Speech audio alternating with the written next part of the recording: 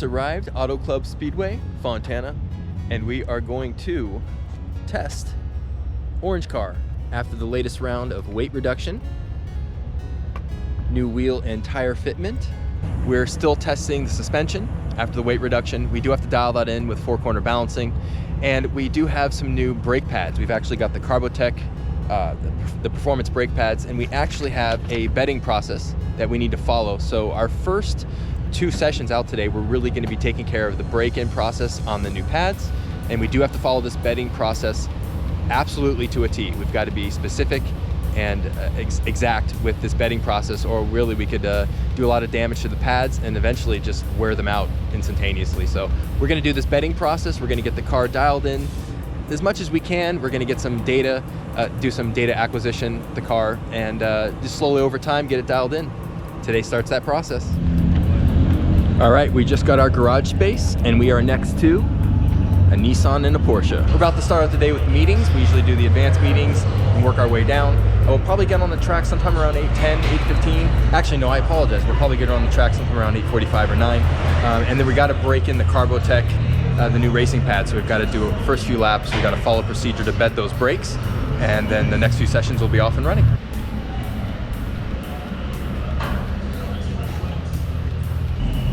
All right, there goes Brian. His seriously fast, seriously crazy Nismo Z.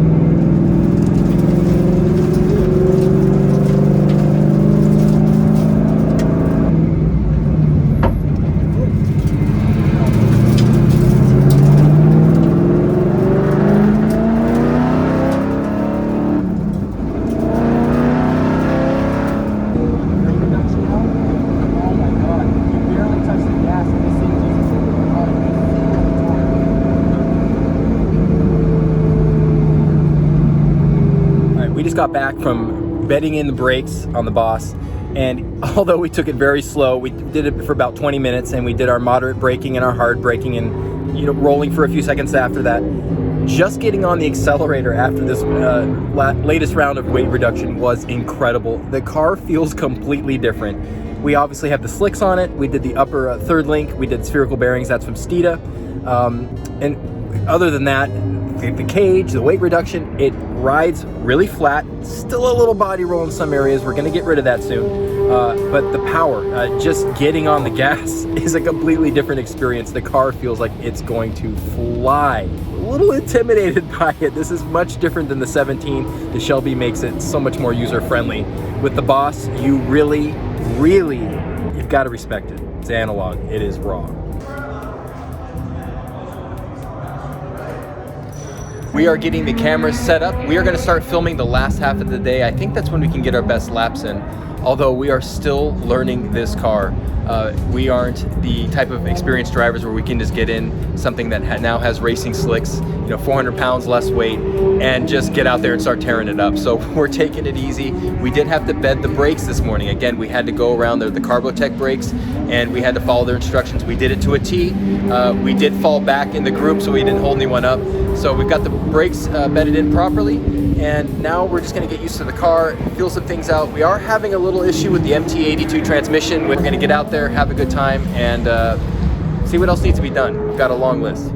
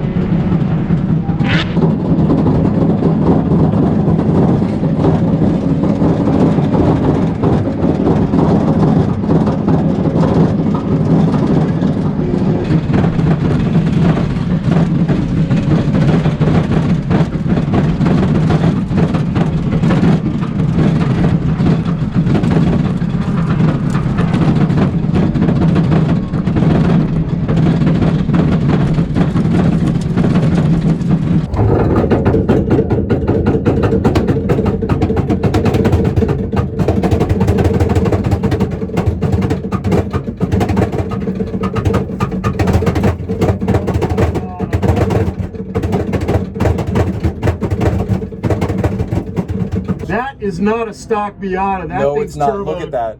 He's got to be turbo. Yeah, look at that. Look how fast he's going around that corner. Yeah. Shelby's holding it down. Yeah.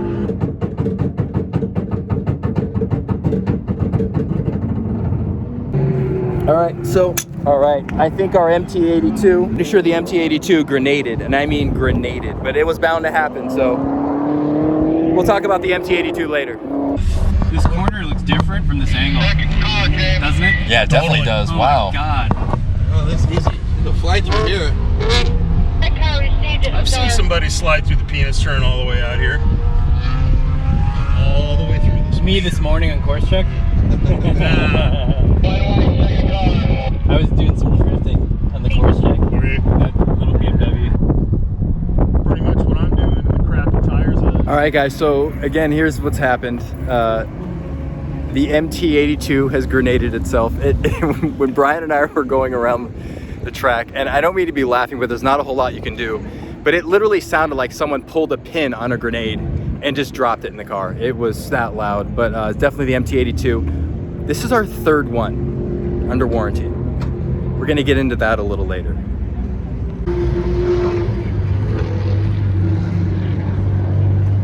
Welcome back to our wonderfully organized, beautiful race garage. At any rate, I wanted to talk to you about the Boss. And you know, when you go out on the track and you push these cars to the limits, and you are basically squeezing every ounce out of them, whether it be through power, suspension, braking, weight reduction, things are gonna break. And in the process of testing the new chassis, the weight reduction, the brakes, the tires, everything like that, we not only had an issue with our MT-82 transmission, but we also had an issue with our drive shaft. We do have the drive shaft loop installed, so that prevented the drive shaft from dragging on the ground, having any issues. But it does appear from what the early feedback that we've gotten before we head over to the shop, is that the drive shaft disconnected or dislodged itself from the MT-82. And I don't know anything more specific about that. It was kind of a quick text that they wanted to discuss with us. And we were already having our own separate issues with the MT-82. I don't know what's going on actually, so we need to get over there and find out. I will keep you in the loop. Not the drive shaft loop, but I'll actually keep you in the loop. That was awful, I'm really sorry. Now with regard to the MT-82, I can give you my experience and what I felt on track. And it's what I felt before with the two previous MT-82s that we had. One, there's high RPM lockout. The second problem we're having is it doesn't like to, when you're rev matching from third to second, it doesn't like to go to second. It's very strange. You know, again, I'm not saying I'm the best shifter in the world, but we've had this problem with 3 different transmissions and I'm not the only one. There's much to discuss. To go on record about the MT-82, I really feel like it is the weak link in the Boss 302. I feel like Ford released such a magnificent car in terms of the engine, the capabilities of the engine, the capabilities of the rear end and the Torsen differential. It does have a live rear axle, but with the right setup that can be manageable. But I really feel like the limiting factor in this car was the MT-82. I feel like they got it right with the GT350 because they gave you a smoother operating transmission that seemed like it was cooperating more with the engine and the capabilities of the engine. And again, I'm not an engineer, not a professional race car driver. I'm just giving you my opinion and my experience from owning the car. Now, not all is lost on the Boss. Let's discuss a few of the good things. One, we love how it rode. It was so flat. In fact, we always praised the 17 GT350 wide body for feeling very flat, especially after the addition of the wide body on track. And we always were very proud of that move because it did give us more stability on the track. But now riding in the Boss, we can't believe how much more body rolls in the 17 GT350. The Boss rides incredibly flat. We still have to dial in the coilovers, but the Watson roll race cage really took a lot of the roll out of the body. And of course we did the upper third link in the rear from Steeda with the spherical bearings that really started tightening up the chassis, the body. And obviously we're gonna do some more spherical bearings in the suspension coming up, some sway bar work and link work, but that car rides so flat and the steering responsiveness is so crisp and so accurate. It is just a blast to drive. That's why we were so disappointed. We were having issues with the transmission and then of course the drive shaft, but we cannot wait to get that back on track. This was the first time I've ever driven a car on racing slicks. It was the first time my father has ever driven a car on racing slicks. And the first thing we noticed was it felt like we were off-roading, because all of the rocks and everything stick to the tires and you feel every single bump in the road. I mean, everything. So we didn't expect that. And it was very bumpy. It was, it was quite an experience. But after a few laps and everything, the tires warmed up and everything started flinging off the tires. It started to smooth out, and I couldn't believe how well the Boss turned in, how much power you could put down to the ground coming out of the apex. It was a whole new car. It was a whole new experience. So the tires, definitely. Weight reduction, absolutely. The power to weight ratio is incredible. We will keep you updated on transmission, on what we're gonna do with the drive shaft, and when that car will be back out on the road. Not back out on the road, back out on the track. It definitely isn't road legal. If you've made it this far watching this video, first of all, thank you so much. It's been great to have you on our journey. Thank you again for watching. If you like what you see, hit the subscribe button, hit the notification bell. That'll keep you up to date and let you know what we're doing to our cars, what tracks we're gonna be at. So maybe you can come by and say hi to us and we can check out your car. You can share your experiences with us. I'll let you in on a little secret. One vehicle in the Tracking Ponies Race Garage has been sold. 2 are coming to the Tracking Ponies Race Garage. 1 step back, 2 forward.